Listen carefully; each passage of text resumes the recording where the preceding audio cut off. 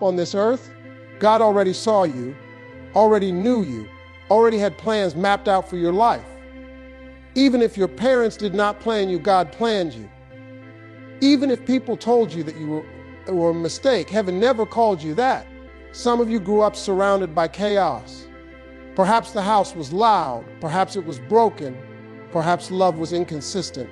It can make you feel like your life started wrong, so everything after that must be wrong too. But God has a history of taking people from the most unlikely places and writing a completely different story with them. Your starting point does not decide your ending point. Think about your personality, your sense of humor, your sensitivity, your toughness, and the way you see the world. Those are not random leftovers. Those are hints of how God wired you and why. The very things people may have criticized in you can be the same things God intends to use. You talk too much, maybe you are a communicator. You notice details, maybe you are a builder or a leader. You care deeply, maybe you are a healer of hearts. Being told that you are not enough, or that you are too much, or that you will never be anything is like graffiti sprayed on a masterpiece. It does not change the value of the art. It just covers it for a while. The truth of who you are is what God says about you, not what wounded people said when they were angry, tired, or broken themselves. Their words are not the final word on your life. If you have ever looked in the mirror and questioned why you are even here, let that be the last day you see yourself as an accident. You might not like everything about your circumstances, your face, your story, but God can use all of it. The parts you are proud of and the parts you hide, none of it disqualifies you when it is placed in His hands. So from this moment on, I want you to carry this truth like a foundation stone under your feet. When life hits you, when people reject you, when doors close, remind yourself that you are not an accident. You are intentional. You are crafted. You are seen. And because you are not an accident, your life is allowed to have meaning far beyond what it looks like today. Right now, your life might not look anything like what you hoped for. You might be working a job that drains you, living somewhere you do not like, and dealing with bills that scare you. You might be single when you want to be married and lonely, or surrounded by people and still feel like you are on an island. That is where you are, but that is not all you are. Life has a way of convincing you that now is forever. When you have been stuck in the same pattern for years, you start to believe this is just how it is going to be. That is a lie your situation tells you when it wants you to settle. The truth is, God does some of His best work in seasons that look stuck on the outside, but are actually preparation on the inside. Think about a seed planted in the ground. From the surface, it looks like nothing is happening. You look at the soil and it is just dirt. But underground, roots are forming, life is pushing, change is brewing. Your current situation can be that kind of soil. It may feel dark and hidden, but something can be growing in you that will not show up until the right time. Maybe right now is a learning season for you. You are learning patience in a job you want to leave. You are learning humility in a place where nobody knows your talent. You are learning resilience in a city that does not care about your dreams. Those lessons are not pointless. They are tools you will need at your next level, where the pressure is greater and the stakes are higher. You have to stop using today's pain as a reason to give up on tomorrow's promise. Where you are sitting tonight is not where your story has to end. God is not limited to your zip code, your bank account, your last name, or your education level. He can move you, open doors, shift your path, and realign your steps in ways you do not even see coming. When your mind tells you this is it, this is all there will ever be answered back, say to yourself that this is simply a chapter, not the whole book. Keep showing up. Keep working. Keep growing. Because your current situation is only a snapshot in time, and God is still developing the full picture of your life. There are prayers you have prayed that feel like they vanished into the ceiling. You have asked God to open a door, to change a heart, to send an opportunity, and it seems like nothing has moved. When it takes longer than you thought, it is easy to assume God said no, or worse, that he simply is not listening to you. That assumption can poison your faith. Delays in life can feel brutal. You watch other people get what you have been praying for. They get the job, they get the relationship, they buy the house, they get the breakthrough. You are happy for them, but inside something whispers that maybe God skipped your number. That feeling is real, but it is not the voice of truth. Often delay is protection or preparation, not rejection. Sometimes God delays because the blessing you are asking for would crush you if he gave it right now. You might want a platform, but your character is still fragile. You might want more money, but you still have no discipline with what you already have. You might want love, but you are still carrying wounds that would bleed all over the relationship. Delay can be God giving you time to grow into what you are asking for. Other times, the delay has nothing to do with you and everything to do with the stage around you. People you need to meet are still being positioned. Doors that will open later are still being built. Situations that look closed are quietly shifting. Heaven can be busy arranging details while earth looks quiet and still. Just because you cannot see movement does not mean there is none. Faith in seasons of delay is not soft. It takes grit to keep believing when the calendar keeps flipping. It takes courage to say, I still trust God, when the answer has not shown up yet. It takes maturity to say, maybe he knows something I do not. That kind of faith is what turns delay into development instead of disappointment. So when things take longer than you expected, do not automatically assume that the answer is no. Step back and ask what God might be teaching you, building in you, or protecting you from. Be honest with your frustration, but stay open to the possibility that the timing you want and the timing you need are not the same. That gap is often where God does his deepest work. Many of us are waiting for the perfect conditions to start moving toward our purpose. We say things like, once I get more money, then I will build. Once I get more time, I will study. Once I meet the right people, then I will launch. The problem is that kind of thinking keeps you stuck in neutral, always waiting and rarely acting. Look around your life right now. There is something you already have that you are underestimating. It might be a skill, a small opportunity, extra hours on the weekend, an old laptop, a quiet room, access to a library, or the ability to learn fast. When God asked a leader in Scripture what was in his hand, it was an ordinary stick. That simple tool became the instrument for miracles. Using what you have in your hand is about stewardship. It means you treat small resources like they matter. You practice your gift in small rooms. You show up with excellence for tasks that do not impress anybody. You work on your idea in the cracks of your day instead of complaining that you do not have a full day to dedicate to it. You turn excuses into energy. This mindset also kills comparison. Instead of wishing you had what someone else has, you focus on being faithful with your own portion.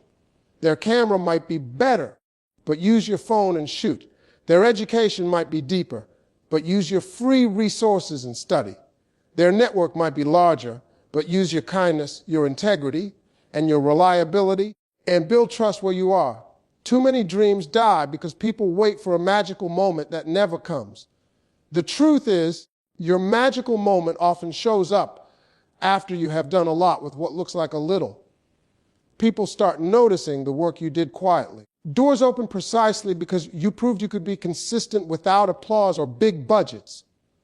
Before you say you cannot, check your hand again. List what you actually have access to internally and externally. Then decide to use those things well. When you move with what you have, God has a way of adding what you need. But he usually adds it to motion, not to wishful thinking.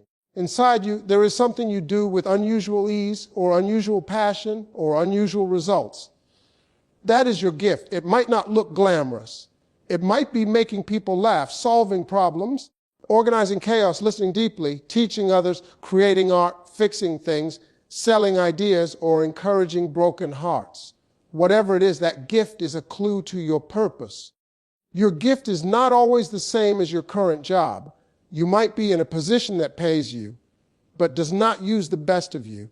That can be frustrating, but it does not cancel what God put in you. It just means your gift might need a different environment or more development or some courage on your part to step into it more boldly. When you start honoring your gift, you start investing in it. You practice even when nobody pays you. You study people who are great at what you are called to do. You take feedback without being offended. You keep sharpening even when it would be easier to coast. Behind every public moment of success, there are usually private hours of practice that nobody sees. The promise that your gift will make room for you does not mean you sit back and wait for some magical phone call. It means that over time, consistent use of your gift creates space. People talk. Opportunities appear. Someone needs exactly what you can do, and because you have been preparing, you are ready. That is the room your gift creates openings that your RA Summa alone could not produce. Do not despise small stages for your gift. Singing in a tiny room, speaking to 5 people, helping 1 client, serving in a small volunteer role, it all counts. Small rooms are training grounds where you can make mistakes, learn, improve, and grow without the pressure of a huge spotlight. When bigger doors open, you will be glad you learned your lessons on quieter floors. Pay attention to what lights you up and what blesses other people when you do it. That intersection is often your gift. Lean into it, honor it, develop it. Over time, that gift becomes a kind of key, opening doors to places you could not have forced your way into. That is not luck. That is the power of God working through what He already placed inside you. A lot of people use the word faith like it is a feeling. They say they have faith while their feet never move. Real faith is not just what you say you believe. It is what you are willing to do because you believe it. If there is no step attached, many times it is just a wish dressed up in spiritual language. If you believe God has more for your life, that belief should show up in your choices. You cannot keep spending the same way, speaking the same way, working the same way, and expect a different reality. Faith might look like signing up for a class, reaching out to a mentor, changing your schedule, or ending a relationship that is pulling you away from God instead of pushing you toward Him. Some of us hide our fear behind religious words. We say we are waiting on God, but really we are scared to fail. We say we are praying about it, but really we are avoiding responsibility. God does answer prayer, but there comes a moment where He nudges you to stand up, to walk, to knock, to build, to apply, to try again. Avoiding that moment is not wisdom, it is paralysis. Action does not mean recklessness. It does not mean quitting your job tomorrow with no plan just because you feel inspired. It means asking God for direction, gathering wisdom, then taking the next right step you can see. Sometimes that step is small and quiet. Sometimes it is bold and public. Either way, it is a response to faith, not just emotion. There is a different kind of confidence that comes when you combine prayer with movement. You can look back and see days when you wanted to stay in bed, but you got up anyway. Moments when you wanted to stay silent, but you spoke up anyway. Seasons when you wanted to give up on the dream, but you showed up one more time. Those actions become stones of remembrance that strengthen your faith later. Check the gap between what you say you believe and what you actually do. If you believe God is with you, then act like help is available. If you believe He has called you, then move like your life is purpose. Do not settle for wishful thinking. Marry your faith to action and watch God multiply the steps you take. We love the idea of a finished product. The book written, the business built, the family healed, the body healthy, the mind at peace. But between where you are and that outcome is something we do not like to talk about as much, the process. The process is the hallway between your current room and the room you have been praying for. The process is often uncomfortable. It looks like long nights, early mornings, tough conversations, learning new skills, admitting you were wrong, and starting over when you wanted to quit. It looks like being misunderstood while you change, because the people around you are used to the old version of you, and the process is reshaping you into someone new. In the process, God is not just working on the dream, He is working on you. He is building patience, resilience, humility, self-control, and faith. Those qualities matter because when you finally hold the promise in your hands, you will need strength to carry it. Success without character is unstable.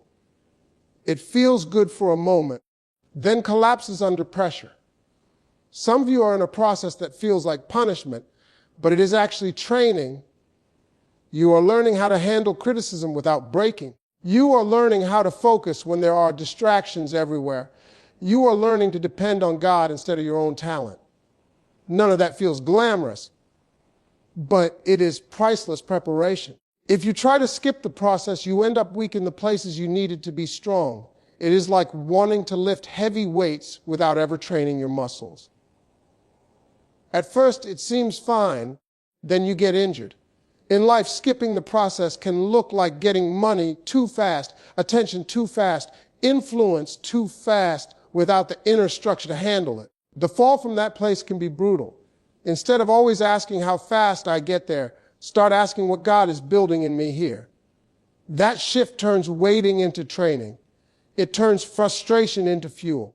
When you honor the process as part of the promise, you walk through it differently, with less bitterness and more purpose, knowing that every tough lesson is equipping you for what is coming.